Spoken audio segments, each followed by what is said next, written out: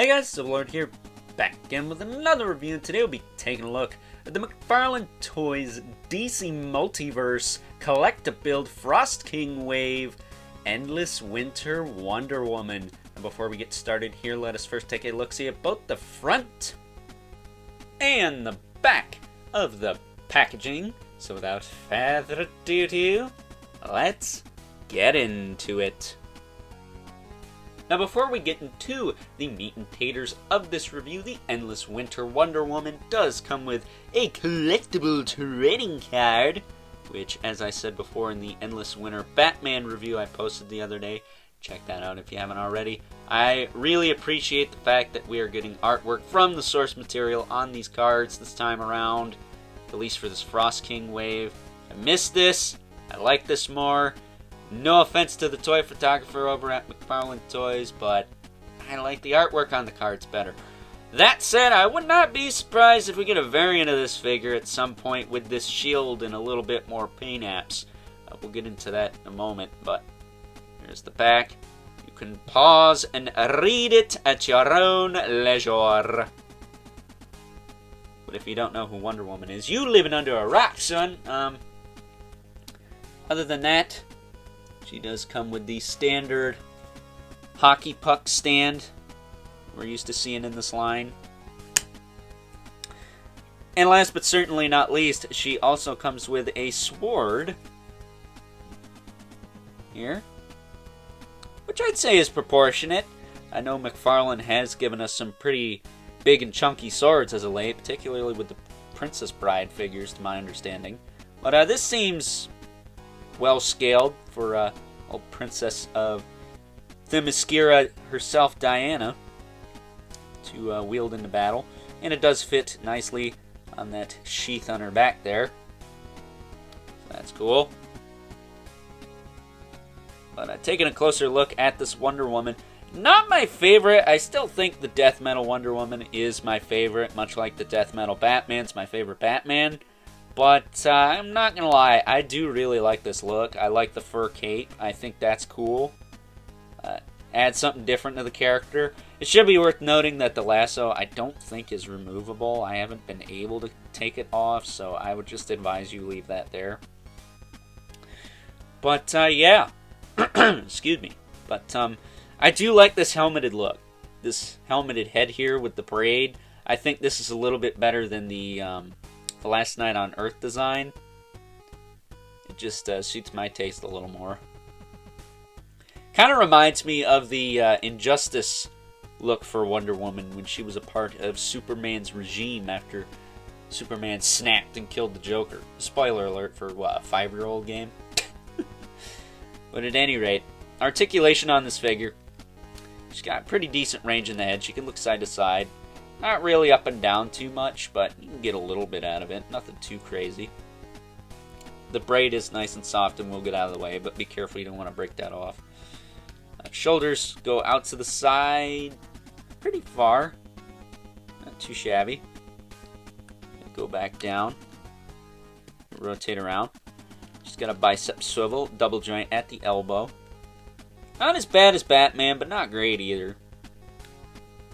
Definitely doesn't have the Cliffs of Dover going on, though, so that's a plus. She does have the ball hinge wrists, which do work pretty well. Should be worth noting that the sword sheath actually does come out the back. It just pegs in. So if you wanted to, maybe you could peg the Last Night on Earth one back there, but I think the peg's too big for the hole. That's what she said.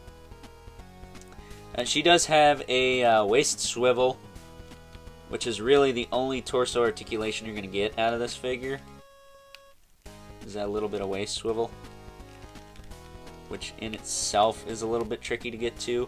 She does have the rubber overlay on the torso. You can kind of get some crunch action out of that, but not a lot. Not enough to really make a difference, so just stick to the waist swivel. You might even get a little bit of forward and back out of that, if I'm being quite honest with you. Her hips do kick forward and back. Kick out to the side, back down.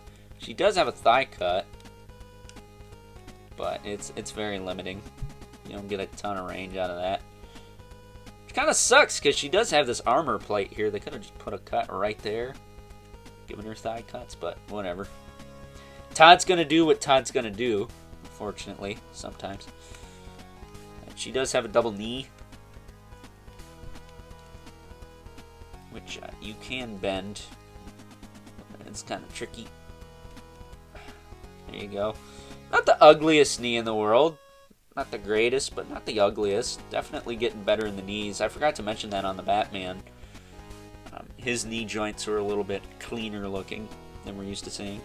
And then the same thing goes with her ankles. She does have the little ball joints in there, but they're pretty well hidden in the front, at least, by this armor plate. A little bit on the sides.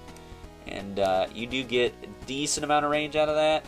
They do rotate the top and bottom of that ball hinge, but I don't want to screw with that because she stands okay right now, and I don't want to jeopardize that by monkeying with that joint.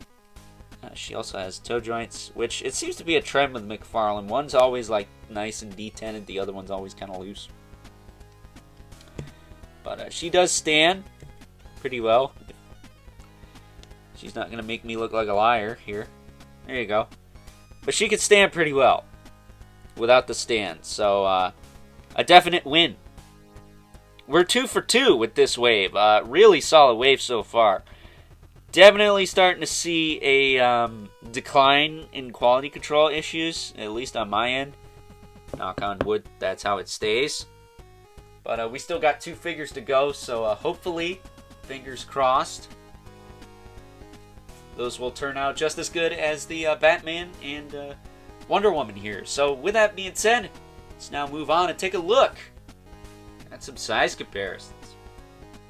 First up, here's our new Endless Winter Wonder Woman next to her Last Night on Earth counterparts. Personally, I prefer the Helmet of Fate variant myself.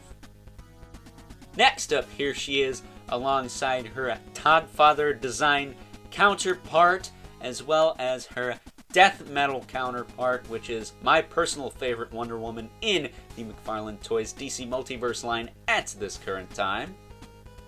For those of you keeping track, here she is next to the only other figure I've already taken a look at from this wave, the Endless Winter Batman. And last but certainly not least, we have our 2 regulars, the Mythic Legion's Brother Mandibulus. Okay, 11 Spawn as usual. Towers over everyone. So with that being said, time to wrap things up. Some final thoughts. Overall, and while I do feel like this version of good old Princess Diana still has some of the same issues as many of the Wonder Woman figures the Todd Father has given us in this DC Multiverse line, I gotta tell ya, I think I still prefer her over the Last Night on Earth version, but not better than my favorite Wonder Woman from this line, the Death Metal Wonder Woman. I think that's going to be really hard to beat as far as Wonder Woman in this line goes. I like the Todd Father version as well, but as far as kind of a ranking goes, this one's kind of in the middle for me. Still a really cool figure, and if you are at all interested in completing the Frost King collect-a-build figure, you definitely need to pick her up, but judging by the artwork on the trading card, I would imagine a better version of this figure is coming at some point in the possibly near to distant future. Don't hold me to that, but I think a gold label edition is not out of the question. We know how McFarlane does things at this point, and it just wouldn't surprise me if we saw a re-release of this with maybe a little bit more paint and that shield included. So, with that being said, I hope you guys enjoyed this review. If you are so inclined, please don't forget to comment, like, subscribe, and hit the bell so you know whenever I upload more reviews like this one.